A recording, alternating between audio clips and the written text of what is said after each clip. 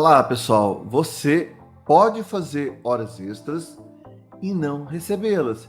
E é sobre isso que eu vou falar nesse vídeo. O que acontece? Toda hora extra tem que ser paga com um adicional de 50%. Mas pode acontecer de você fazer essa hora extra e não receber. Isso acontece de duas formas. Quando há uma convenção coletiva de trabalho ou um acordo coletivo de trabalho, ou no caso de acontecer um acordo individual de trabalho. No caso do coletivo, seja através da convenção coletiva, seja através do acordo coletivo de trabalho, isso acontece através de uma negociação entre o sindicato dos empregadores, dos patrões, e o sindicato dos empregados. Eles negociam e chegam nos termos de como pode acontecer da sua empresa e você fazer hora extra, em vez deles te pagarem, cria-se um acordo de compensação, de você compensar essas horas extras através do que a gente chama, e é muito conhecido, o tal do banco de horas. E o acordo individual é aquele que é feito entre o empregador e o empregado diretamente, sem intermediação de um sindicato nesse caso. E qual que é exatamente a diferença desse acordo coletivo e individual? Vamos lá, o coletivo, obviamente, ele tem que passar por um sindicato, ele tem que ser por escrito. Aquela negociação, ela tem que ser elaborada com todos os seus termos, virar uma convenção, virar um acordo e tem que ser levado para o Ministério do Trabalho para ele aprovar.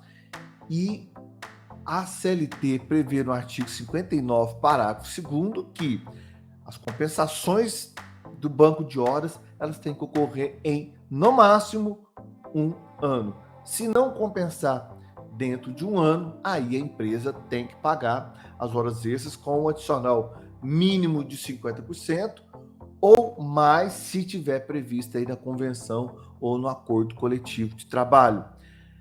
O acordo individual, ele não precisa passar pelo sindicato, ele é feito diretamente entre o empregador e o empregado, ele tem que ser por escrito e a compensação das horas extras tem que ocorrer em, no máximo, 6 meses, senão tem que ser pagas as horas extras com um adicional mínimo de 50%. E uma questão muito importante, que muitas pessoas têm dúvida e me questionam, é a seguinte: quem escolhe os dias e os horários a serem feitas essas compensações? Ou seja, você trabalhou em hora extra hoje, você pode falar, daqui 10 dias, patrão, eu vou folgar, eu vou tirar uma folga, já que eu tô com 10 horas extras, um exemplo, tá? Porque não pode fazer mais do que algumas horas diárias. Mas quem decide isso aí é o seu empregador. Você pode até discutir com ele, conversar com ele, falando, olha, vamos conversar, ver um dia melhor, e ele pode até aceitar a sua argumentação. Eu acho que é até interessante que a empresa tenha esse relacionamento mais próximo do empregado, de entender a necessidade dele, porque quando a empresa precisou dele trabalhar em horas extras, ele foi lá, fez o trabalho. Então, seria de bom senso, uma lógica que você, enquanto empregador, também converse com seu empregado para chegarem numa decisão em comum. Só que a palavra final do dia e da hora que vai ser feita essa compensação é do empregador.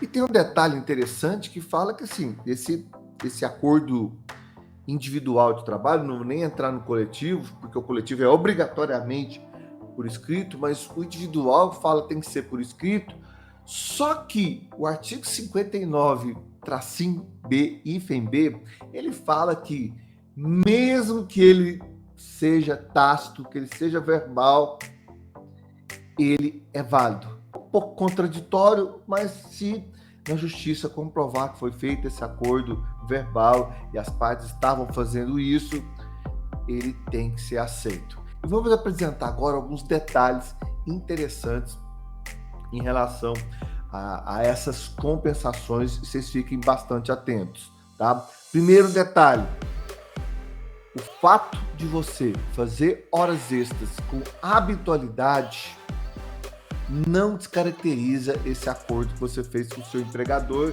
de compensar as horas.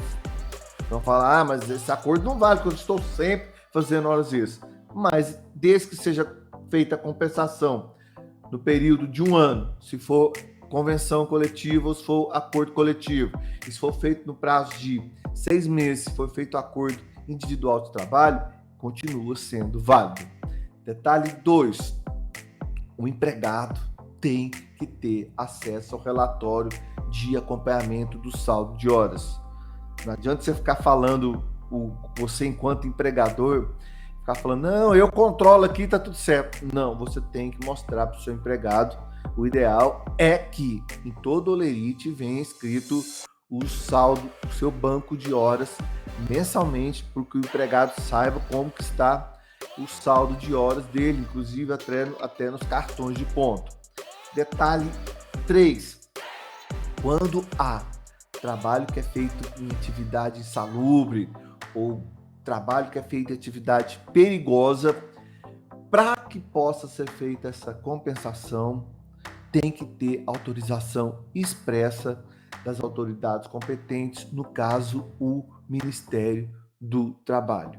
E esse acordo de compensação de banco de horas, ele é muito interessante, porque ele reduz os custos da empresa, já que ela não vai pagar pelas horas extras, e naquele momento ela precisou mais do empregado, ela vai compensa depois, dando folga, fazendo uma compensação para os empregados, assim ela reduz os custos dela, ela conseguindo ter mais caixa.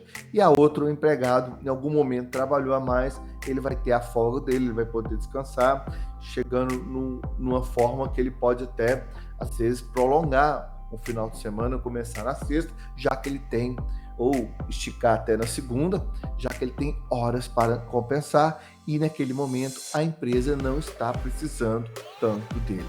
Então, vale a pena sim. Isso veio desde 1998 e foi mudado aí com a reforma trabalhista. Isso flexibiliza as relações de trabalho e isso ajuda as empresas, ajuda os empregados e torna as relações de trabalho mais justas. Você, empregador, você, empregado, acaba tendo uma situação de trabalho muito mais harmônica e isso é o mais importante, tá certo? Gente, se você gostou do nosso vídeo, dá um like, inscreva-se no nosso canal, comente aí a sua situação enquanto empregador, enquanto empregado, sugerindo vídeos pra gente, para que a gente possa fazer mais vídeos para vocês. Valeu, até o próximo vídeo.